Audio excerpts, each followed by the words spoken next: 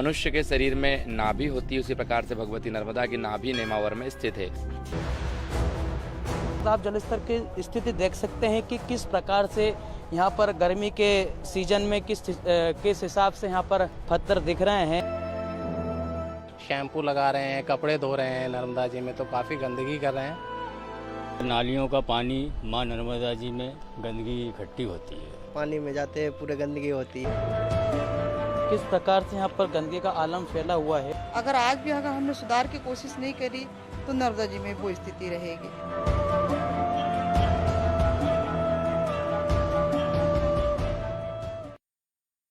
नमस्कार, बहुत स्वागत है आप सभी का। आपके साथ मैं हूं सोनल और आप देख रहे हैं INS 24/7 का खास कार्यक्रम प्यासी नदियां।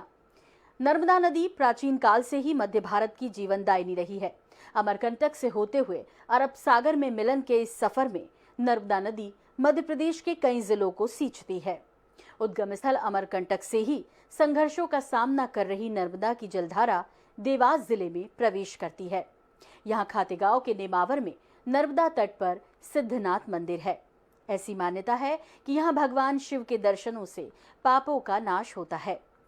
नेमावर में ही मां नर्मदा का नाभि स्थल भी है, जहाँ स्नान से शारीरिक कष्ट दूर होते हैं। लेकिन इस तीर्थ धाम की हालत चिंताजनक है। INS 24/7 की विशेष पेशकश प्यासी नदियां में हम दिखाएंगे कि खातेगांव में नर्मदा किन किन तकलीफों से गुजर रही है। मध्य प्रदेश की जीवनदायिनी कहे जाने वाली मां नर्मदा में आज हम पहुंच चुके हैं और हम जहां जिस स्थिति और जिस जगह पर हम पहुंचे हैं वो देवास जिले के नेमावर है। पुण्य सलीला नर्मदा के किनारे बसा है खातेगांव। खातेगांव के नेमावर में स्थित है सिद्धनाथ महादेव का प्राचीन मंदिर, जो नर्मदा के तट के पास छोटी सी पहाड़ी पर बना है। हिंदू और जैन पुराणों में ये स्थान सब पापों का नाश कर सिद्धिदाता तीर्थ स्थल के रूप में माना गया है। मान्यता है कि सिद्धनाथ मंदिर के शिवलिंग की स्थापना 4 सिद्ध ऋषि सनक, सनंदन, सनातन और सनत कुमार ने सतयुग में की थी। इसलिए इस मंदिर का नाम सिद्धनाथ पड़ा। मंदिर के ऊपरी तल पर ओंकारेश्वर और निचले तल पर महाकालेश्वर स्थित है। भगवती के उत्तर तट पर भगवान शिव का अति प्राचीन मंदिर यहाँ विराजमान है। कौरव पांडवों के समय का, द्वापर के समय का भगवान शिव का यहाँ मंदिर विराजमान है, जहाँ ब्रह्मा जी के प्रथम मानस पुत्रों के द्वारा स्थापना करके भगवान शिव साधना करके भगवान शिव की स्थापना की गई और सिद्ध पुरुषों के द्वारा भगवान शिव की स्थापना होने से भगवान का नाम भी सिद्धनाथ हुआ। मंदिर निर्माण को लेकर कई कहानियां प्रचलित हैं। ऐसी ही एक कहानी महाभारत काल से जुड़ी है। कहा जाता है कि कौरव और पांडव के बीच एक रात में मंदिर निर्माण करने की शर्त लगी थी। कौरव की संख्या ज्यादा होने की वजह से उन्होंने रात भर में मंदिर का निर्माण कर दिया, जो आज सिद्धनाथ मंदिर के नाम से जाना जाता है। जबकि पांडवों की संख्या कम थी, इसलिए उनके मंदिर का निर्माण पूरा नहीं हो पाया।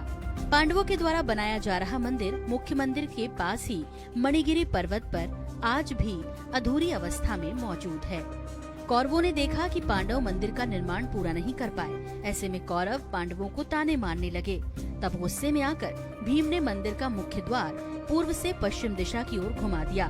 वहीं मंदिर के मुख्य द्वार को लेकर कई तरह की कहानी स्थानीय लोगों में प्रचलित है। पूर्व में कहते हैं कि नदियों के अनुसार कि कौरवों ने मंदिर का निर्माण किया था। कौरवों ने मंदिर का निर्माण किया। पहले इस मंदिर का मुख पूर्व की ओर था।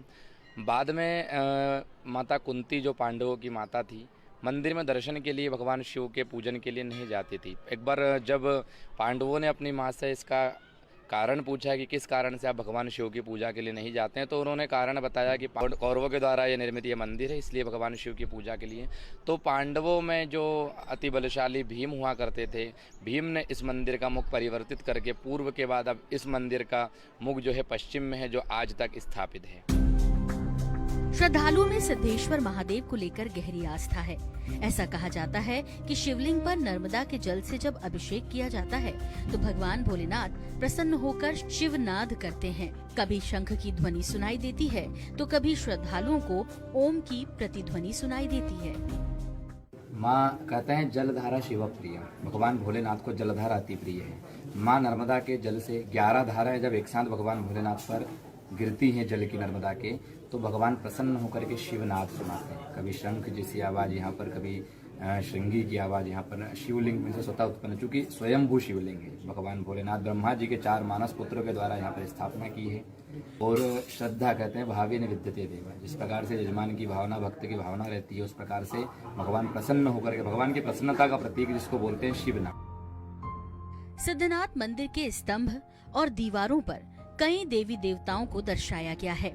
कहा जाता है कि द्वापर युग में श्री कृष्ण और अर्जुन ने सिद्धनाथ महादेव की पूजा अर्चना की थी।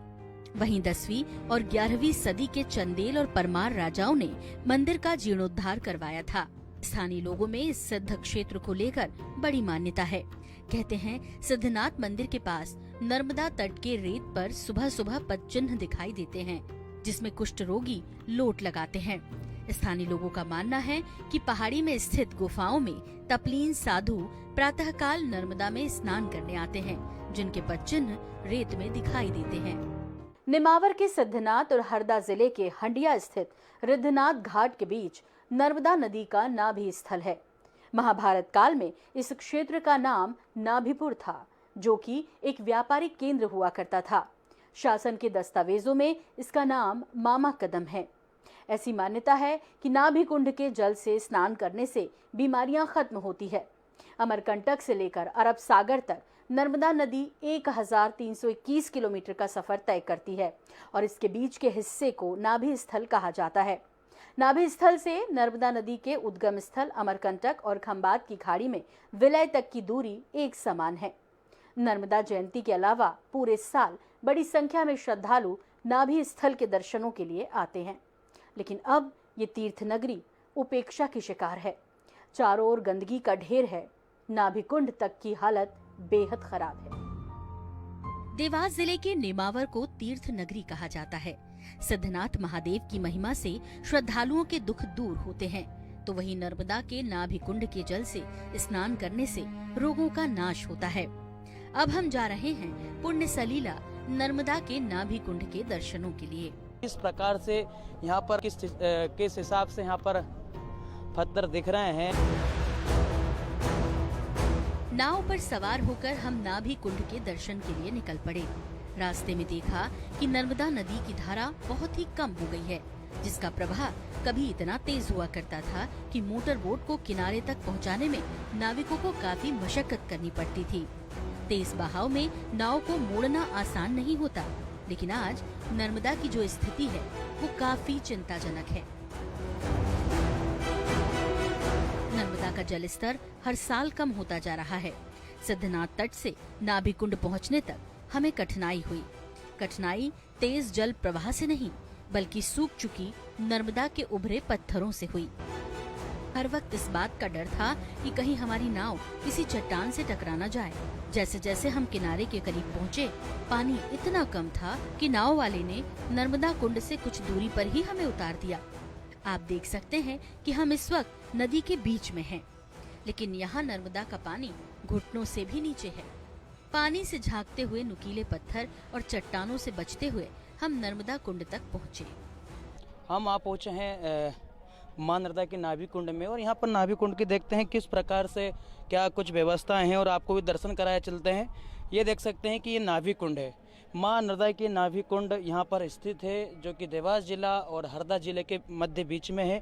मैं बताना चाहूँगा कि जो नाभि कुंड है यह मां नर्मदा के नाभि कुंड है। यहाँ पर हजारों श्रद्धालु यहाँ पर आरती पूजन करते हैं और अभिषेक भी करते हैं। साथ ही साथ यहाँ की कई सारी मान्यता है। मैं बताना चाहूँगा कि ये जो मूर्तियाँ हैं यह मां नर्मदा के नाभि कुंड के पास में स्थित हैं। कहते हैं कि अमरकंटक जहाँ भगवती नर्मदा का प्रादुर्भाव हुआ और समुद्र जहाँ भगवती समाहित हुई है, दोनों के बीच की दूरी यहाँ से समान है। यहाँ भगवती नर्मदा नेमावर से अमरकंटक और समुद्र दोनों की दूरी बिल्कुल समान है। सेंटर पॉइंट नाभि, जिस प्रकार से मनुष्य के शरीर में नाभि होती है, उसी प्रकार से भगवती नर्मदा की नाभि नेमावर में स्थित है। नेमावर के सिद्धनाथ और हरदा जिले के हंडिया स्थित रिद्धनाथ घाट के बीच नर्मदा नदी का नाभि कुंड है। नाभि कुंड में स्वयंभू शिवलिंग है। ऐसा कहा जाता है कि भगवान गणेश ने यहाँ तपस्या की थी। इतनी पवित्र जगह भी उपेक्षा की शिकार है। यहाँ पूजन सामग्री के अवशेष फैले पड़े हैं।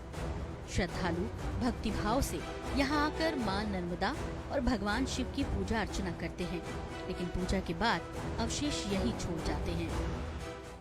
अगर बात करें यहाँ पर साफ सफाई की, तो किसी भी प्रकार की साफ सफाई यहाँ पर नहीं होती है। आप इस ओर भी देख सकते हैं कि जो नारियल के वो होते हैं वो भी यहाँ पर पड़े हुए हैं, अगरबत्ती है और जो अन्य सामग्री पूजा पाठ के लिए आती है वो भी एक कचरे के रूप में यहाँ पर दिख रही है। और जो हम बात करें अगर यहाँ के जल स्तर की, तो आप जल स्तर की स्थिति देख सकते हैं। और यहाँ पर पूर्व में कई पानी रहता था, कई सारा पानी रहता था। यहाँ पर जिस जगह हम खड़े हैं यहाँ पर लगभग 2.5 से 3 फीट पानी यहाँ पर रहता था, लेकिन आज की स्थिति में आज हमको नाव के सहारे आना पड़ा और नाव के सहारे बीच में ही रोककर उसकी ओर पैदल आना पड़ा। तो आप देख सकते हैं कि जो जल स्तर है वो काफी घट रहा है। पावन नर्मदा के तट पर बसी सिद्ध नगरी नेमावर प्रशासनिक उपेक्षा की शिकार है। यहाँ जिधर नजर पड़ती है गंदगी ही गंदगी दिखाई देती है। सिद्धनाथ मंदिर का बाहरी क्षेत्र हो या नर्मदा के घाट, बदबूदार कचरों का ढेर ही दिखाई देता है।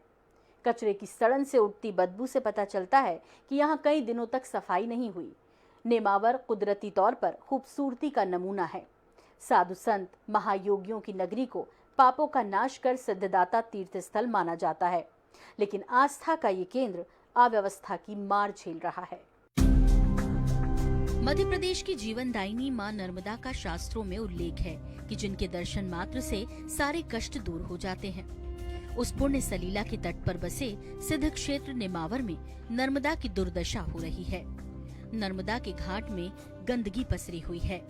ऐसे में श्रद्धालुओं को परेशानियों का सामना करना पड़ रहा है।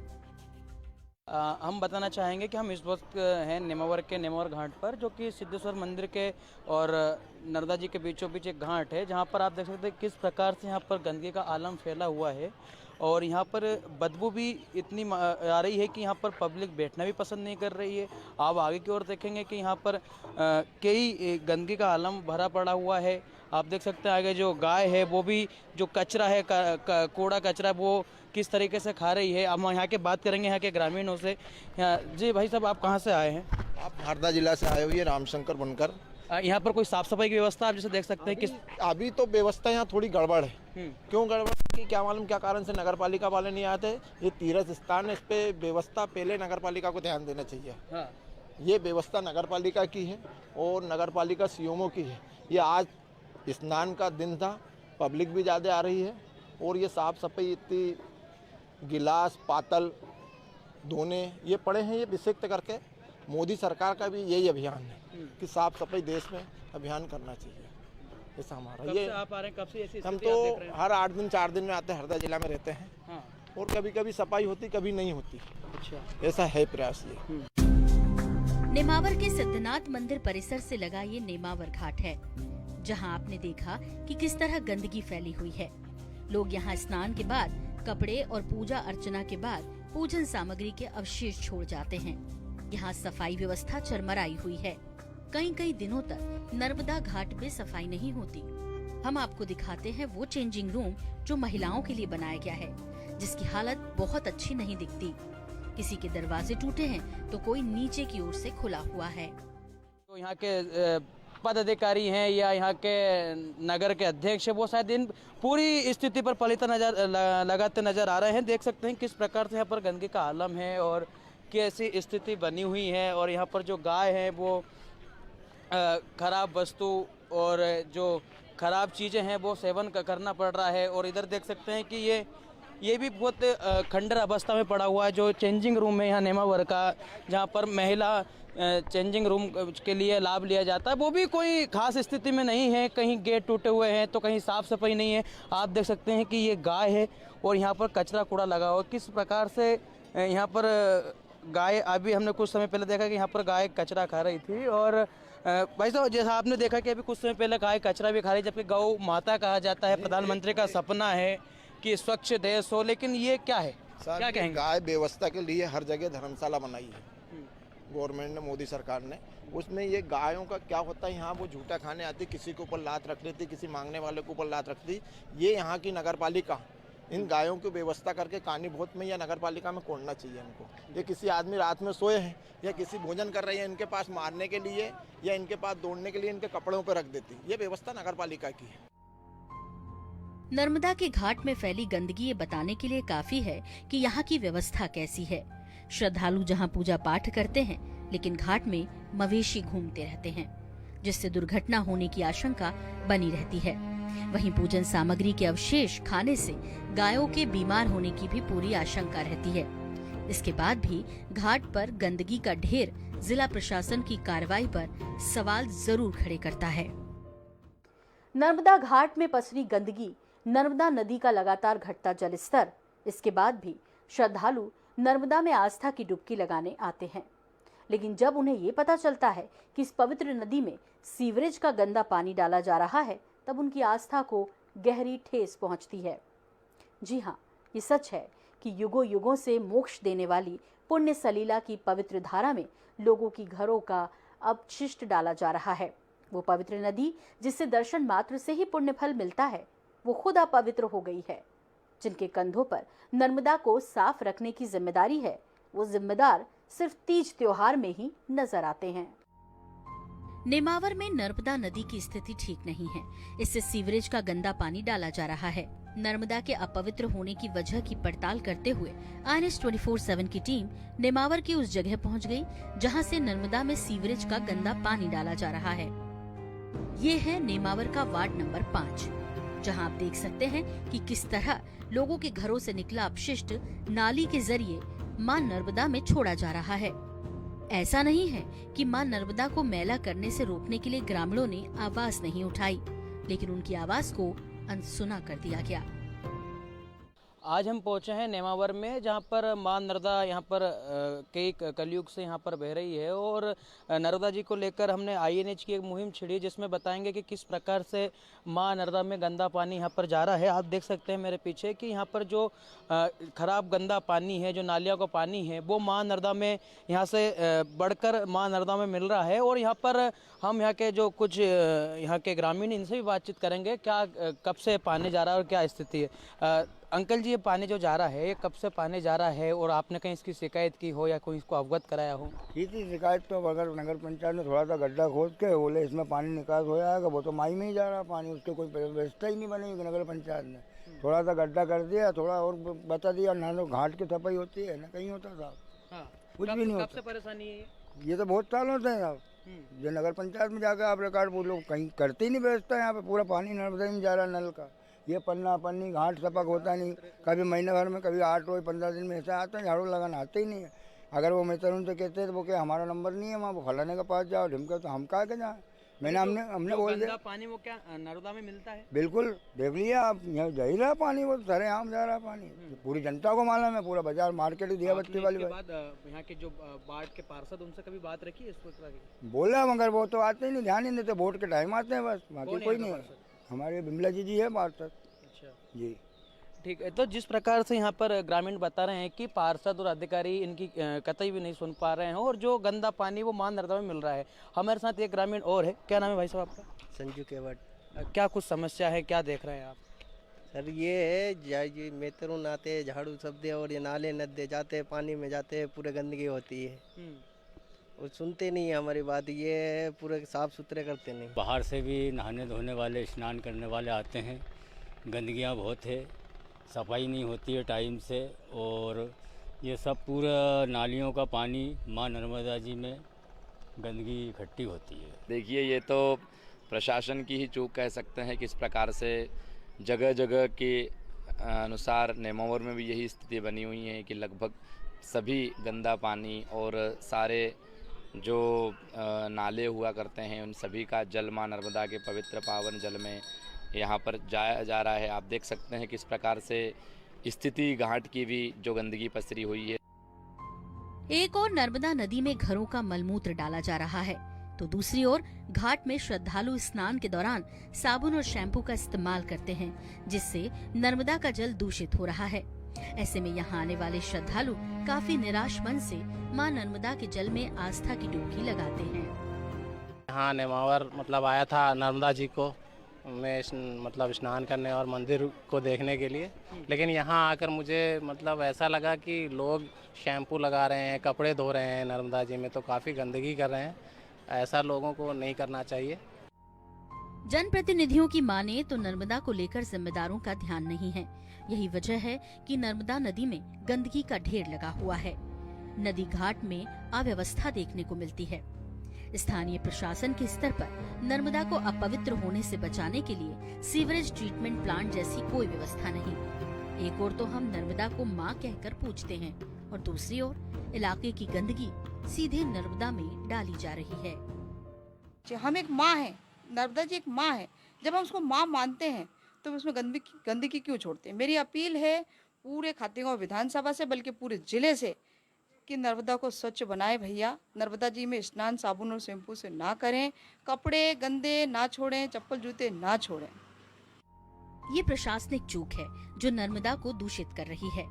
नेमावर में नर्मदा को लेकर विसंगति तो बहुत है, लेकिन सीधे तौर पर गंदगी नर्मदा में डाला जाना अपराध है। इलाके में कांग्रेस ने INS 24/7 के प्रयासों की तारीफ की। कोई तो है जो हमारी नदियों को बचाने की दिशा में लोगों को जागरूक करने का काम कर रहा है। उस ओर शायद किसी का ध्यान नहीं जा रहा है जिम्मेदारों को, जबकि जाना चाहिए। नर्मदा माँ के जल एक पवित्र जल है। गंगा जी की क्या स्थिति हो गई है? अगर आज भी अगर हमने सुधार की कोशिश नहीं करी तो नर्मदा जी में वो स्थिति रहेगी। मैं आपके चैनल का बहुत बहुत धन्यवाद देना चाहती हूँ जो ये मुहिम चला रहा है नर्मदा को स्वच्छता को लेके। ये बहुत अच्छी बात है। नेमावर में नर्मदा का जलस्तर लगातार गिरता जा रहा है। जहां नदी कभी गहरी हुआ करती थी, आज वहां पत्थर दिखाई देने लगे हैं। नेमावर घाट से आगे बढ़ने पर नर्मदा नदी का सीना छलनी हो रहा है। रेत के लिए अंधाधुंध उत्खनन हो रहा है। नदी से रेत इतनी ज्यादा मात्रा में निकाली जा रही है कि नदी का प्रवाह कम हो गया है। नेमावर से 5 किलोमीटर दूर तुरनाल गांव के पास अवैध रूप से रेत खनन के प्रमाण साफ दिखाई देते हैं। ठेका किसी और जगह का होता है, लेकिन रेत माफिया पूरी नदी में कब्जा जमा लेते हैं, जिससे नदी से रेत करीब करीब गायब हो गई है। रेत के नहीं रहने से नदी का प्रवाह कम हो जाता है, जलस्तर भी गिरने लगता है और यही वजह है कि खातेगांव में नर्मदा का जलस्तर साल दर साल गिरता रहा है। नदियां कुदरत का एक तोहफा है जिसे सहेज कर रखना मानव समाज की जिम्मेदारी ही नहीं बल्कि मजबूरी भी है, क्योंकि नदी केवल जल की आपूर्ति का जरिया नहीं है, बल्कि नदियों से हमारी संस्कृति जुड़ी है। लेकिन रेत के लिए बेखौफ माफिया इस अनमोल धरोहर को लूटने में लगे हैं। रेत माफिया नर्मदा में अंधाधुंध खुदाई कर रेत निकालने में जुटे हैं। खातेगांव के नेमावर में नर्मदा एक और गंदगी से जूझ रही है तो दूसरी ओर रेत माफिया नदी का सीना छलनी कर रहे हैं। रेत माफिया के हौसले इतने बुलंद हैं कि दिन रात रेत खनन का काम चलता है। रेत की बड़ी बड़ी दीवारें नजर आती हैं। रेत खनन के लिए माइनिंग विभाग ठेका देता है, जिसके तहत नदी किनारे से रेत का उत्खनन किया जाना होता है। लेकिन नियमों की अनदेखी करते हुए ठेकेदार नदी के अंदर से रेत निकालने में जुटे हैं। यहाँ सिर्फ नाम के लिए ठेका किनारे का होता है, लेकिन रेत नदी के अंदर से ही निकाली जाती है। रेत के लगातार खनन से नर्मदा नदी के तटों का कटाव हो रहा है, जिससे नदी के पाट संकरे हो रहे हैं। रेत खनन पर लगाम लगाते हुए नर्मदा के दोनों किनारों पर बड़े स्तर पर वृक्षारोपण करने की जरूरत है। नर्मदा के साथ ही उसकी सहायक नदियों का भी यही हाल है। नर्मदा को बचाने की दिशा में ठोस योजना बनाने के साथ ही योजना को धरातल पर भी उतारना होगा। ऐसा नहीं होने पर सदा नीरा कहे जाने वाली नर्मदा का अस्तित्व खतरे में पड़ जाएगा। जिस गति से मां नर्मदा नदी का रेत के लिए दोहन हो रहा है, वो काफी डराने वाला है, क्योंकि नदियों में रेत का होना इसलिए भी जरूरी है क्योंकि रेत नदी के तेज बहाव को कम कर देती है, जिसकी वजह से बाढ़ की आशंका कम हो जाती है और भूमि के संपर्क में नदी का पानी ज्यादा देर तक रहने की वजह से भूमिगत जल स्तर भी बढ़ता है। नर्मदा नदी प्राचीन काल से ही मध्य भारत की जीवनदायिनी रही है, जिसके तट पर सभ्यता ने जन्म लिया। नदियों के साथ बहती आई है हमारी परंपरा। ऐसे पूजनीय घाट आज प्रशासनिक उपेक्षा के शिकार हैं। नेमावर के सिद्धनाथ तीर्थ स्थल में गंदगी का अंबार है। पुण्य सलीला नर्मदा सीवरेज के गंदे पानी से मलिन हो रही है। इसकी सुध लेने वाला कोई नहीं। जनप्रतिनिधि तीज त्योहार में नर्मदा को बचाने का संकल्प लेकर गायब हो जाते हैं। इसी तीर्थ नगरी में है मां नर्मदा का नाभि स्थल, जिसके जल से स्नान करने पर कहते हैं सारे रोग दूर हो जाते हैं। लेकिन नर्मदा खुद ही यहाँ संकट से जूझ रही है। पेड़ों की कटाई और रेत के असंतुलित खनन से नर्मदा का जल स्तर गिरता जा रहा है। नर्मदा में पानी की जगह अब चट्टानें दिखती हैं। स्थानीय लोग नर्मदा की दुर्दशा को लेकर थोड़े सजग तो हैं, लेकिन उनकी आवाज हर बार अनसुनी कर दी जाती है। नदियों को बचाने के लिए आंदोलन की जरूरत है, लगातार अभियान चलाने की जरूरत है, और ये काम हो रहा है INS 24/7। हम अपने चैनल के जरिए नदियों के प्रति लोगों को जगाने की कोशिश कर रहे हैं। इसके माध्यम से जीवनदायिनी के साथ ऐसा बर्ताव ना करें कि उसके प्राणों पर ही संकट आ जाए। नर्मदा के जल में तेज प्रवाह हो, इसके लिए आम लोगों के साथ ही शासन और प्रशासन का सहयोग भी बेहद जरूरी है। नदियों के प्रति संवेदना जगाने वाली INS 24/7 की इस मुहिम से जुड़िए, क्योंकि बेहतर कल के लिए हमें आज ही जतन करने होंगे।